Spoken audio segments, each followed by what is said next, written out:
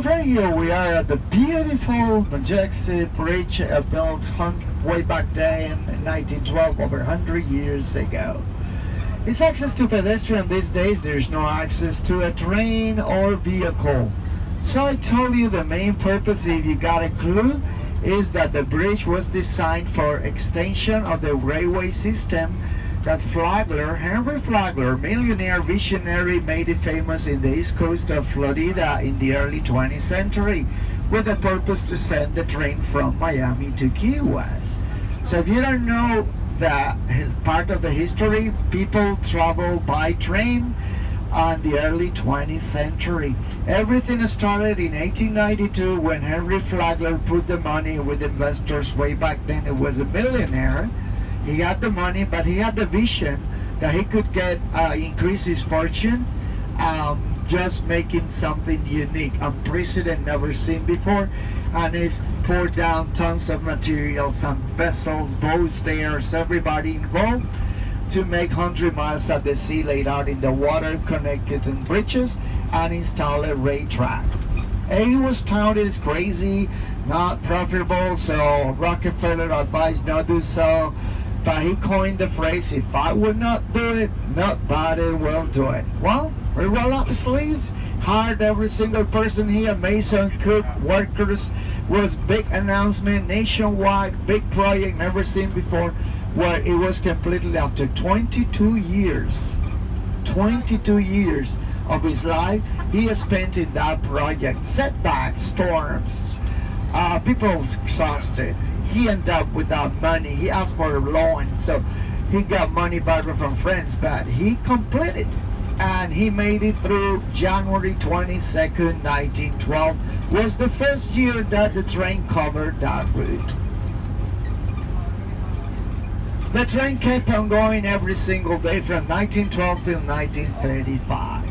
That was the last year that the trains covered that route, and something unforeseen happened when the passengers riding on the train that day were caught off guard in the middle of the storm, the worst hurricane ever targeted Key, Category 5, and they end up in the water because the South Bridge collapsed. The reason the company was suing court and the track were removed, and it was too risky and not profitable to reinstall it again. So more than 90 years that you see like that. Look at that gap, but the cut in the middle, nothing to do with the hurricane though. Aquí estamos en el puente de las películas. Miren esta vista, esto es espectacular, precioso. El Golfo de México a la derecha, el Atlántico a la izquierda. Aquí estamos transitando sobre el mar, la autopista sobre el mar, y ese puente se le conoció como el viaducto ferroviario de Miami a Key West, que se inauguró en el 1912. Un señor millonario, dueño de los ferrocarriles, llamado Henry Flagler, fue el que puso todo el dinero. En el año 1892 anunció que iba a crear algo único, un tren que iba sobre el mar. Eso fue llamado loco. Al hombre le dijeron que iba a perder todo su dinero. Bueno, le tomó 22 años completar 100 millas sobre el agua y su sueño se hizo realidad.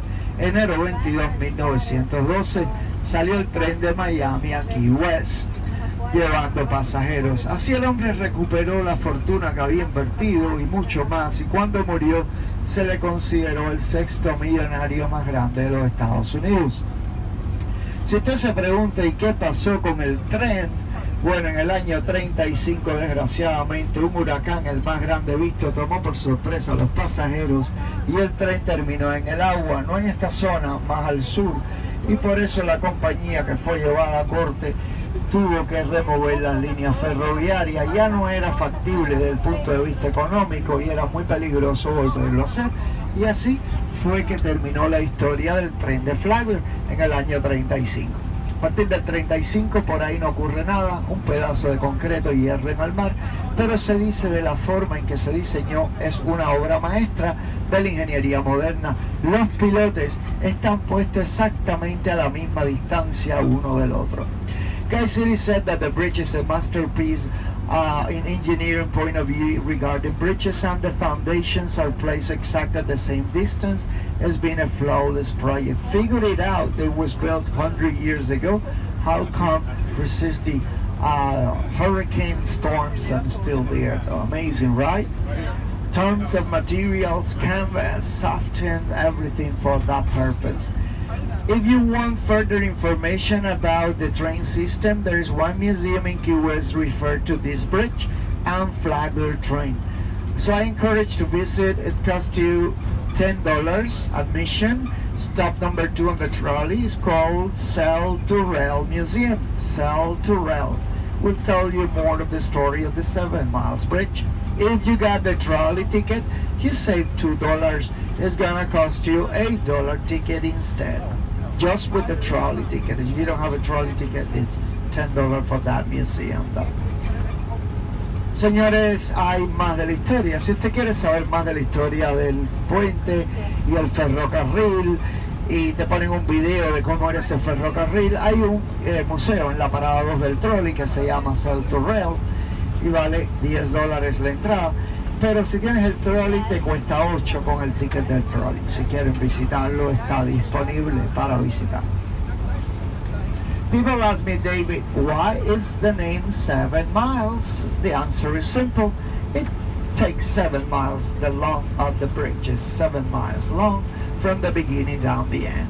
It's considered the longest bridge ever built in Florida State with 12 kilometers, 7 miles. Este puente tiene 7 millas, que son 12 kilómetros de largo, y se le considera el puente más grande que se haya construido en el estado de la Florida. Aquí los colores en el mar son espectaculares. Recuerden que el color morado es porque hay alga. Esa zona de alga hace que el color salga a la superficie. El agua es poco profunda aquí. So remember, the purple color is due to the seagrass patches in the area. This bridge is also used on these days for the fishermen or the locals that they go fishing, the yellowtail fish, snapper, tarpons. So a lot of fresh fish. Same thing with the restaurants, okay, in Key West. A lot of fresh seafood in Key West. Señores, aquí se pesca mucho en los Cayos, por supuesto, el parguete cubano, la rabirrubia y otros pescados, el maji-maji. Por eso en los Cayos la comida es bien fresca y se come sabroso. Okay, we've done 2/3 of the journey at the moment, so we complete the 7 mile stretch, the bridge of the movies, Casablanca, Top Guns, and other Netflix series that filmmakers they've used. Por supuesto, ese puente se usó en películas como Casablanca, Top Gun y otras series de Netflix. Ahora estamos entrando en los Cayos Bajos. La última parte del viaje nos va quedando 1 horita y llegamos, un poquito menos, 50 minutos y llegamos a Key West. So from now on, it's going to be less than an hour and we'll be in Key West though. This is a beautiful, beautiful area, guys. Look at that. If you never experienced this ride or never been in the Keys before, guys, enjoy, gaze at the water. Is beautiful today. I could tell you, it's really, really nice. Not always is like that. When it's windy and stormy days, so it's very purple and very choppy water and you can see nothing barely. Today has been great. You picked a ride. By the way, this ground is called the RV ground home. A lot of campers stop here in a very hilarious name, State Park Bahía Honda. Spanish word translated as deep bay. This is not a bay nor deep. It's inlet water, shallow water. I don't know where the word came from, but it's one of the nicest places for paddle boats, sunbathing, relaxation. Fortunately, the storm 5 years ago, Irma, put upside down the ecosystem and a lot of mangroves are dead out. It would not grow green again. So the Keys is surrounded by white and red mangroves. Los Cayos se componen de manglar blanco y rojo, así que esos palos blancos que ven son manglar muerto, porque hace 5 años el huracán Irma le dio duro a los Cayos Bajos y ese parque que vimos de casas móviles se le llama Bahía Honda. Un nombre interesante porque esa agua es poco profunda y no es una bahía. No sabemos de dónde salió el nombre. Señores, voy a pasar por los puestos. Si tienen preguntas para mí, voy a ir señalando el lugar donde llegamos. Y como unos minutos antes de llegar, paso con una pizarra para que le hagan foto donde está, la hora que llegamos, el punto de encuentro y mi teléfono. Así que no hay excusa para llegar tarde. Guys, I'm gonna connect with you. You got question for me, let me know. Nearly arriving, I also regain connect with you for showing in a small board the contact information, meeting point, and time of departure. Want to make sure everyone on the same page. I don't want to leave anybody behind, guys. No excuse to come late back to the bus. Of course, everybody complies 6 hours no matter that what. We expected arriving Key West between 11:15 and 11:30. We see, depends on the traffic though. Esperamos llegar a Key West entre 11:15 y 11:30, depende del tráfico. Ya les diré a qué hora salimos, ¿ok? Pregúntenme, ahora tienen la oportunidad, ya que nos faltan unos 45 minutos para ver la entrada que dice Welcome to Key West, US Paradise. So guys, ask me question, don't be shy. Remember, we have 45 minutes until we see the sign Welcome to Key West, US Paradise.